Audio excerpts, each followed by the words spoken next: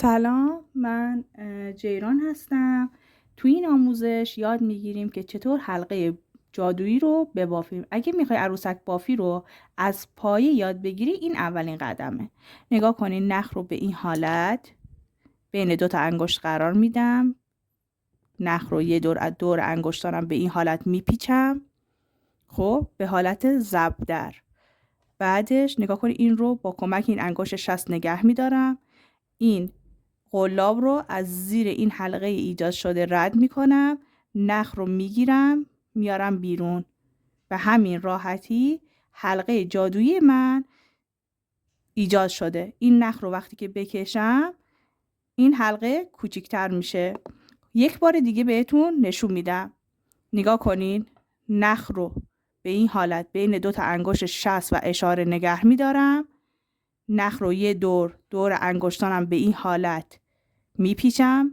به این حالت زبدر دقت کنید و حالا قلاب رو از زیر نخ رد میکنم از دور حلقه و میکشم. نگاه کنید، قلاب رو به این حالت داخل حلقه میرم، نخ رو میگیرم، میکشم میارم بیرون و یک زنجیره میزنم.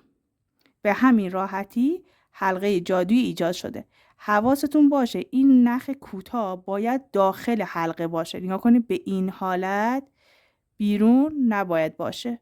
خب این باید داخل حلقه به این حالت باشه و وقتی که کشیده میشه به این حالت این حلقه کوچیکتر و بزرگتر بشه. خب یک بار دیگه این رو نشون میدم. نگاه کنین، نخ رو به این حالت بین دو تا انگشت شست و اشاره نگه میدارم. حالا با این سمت نخ یک دور این نخ رو دور انگشتانم به این حالت میکشم. به حالت زبدری بودن این نخ دقت کنید. نگاه کنید، دستمو برگردوندم. نگاه کنید، دو تا نخ دارم.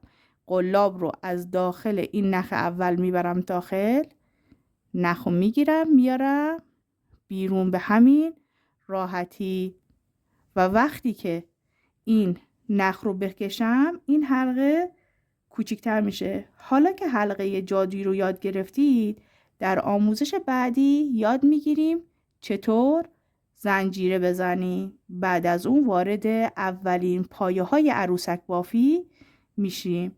اگه تو هم پایه های عروسک بافی رو دوست داری که یاد بگیری، کانال جیران باف رو دنبال کن.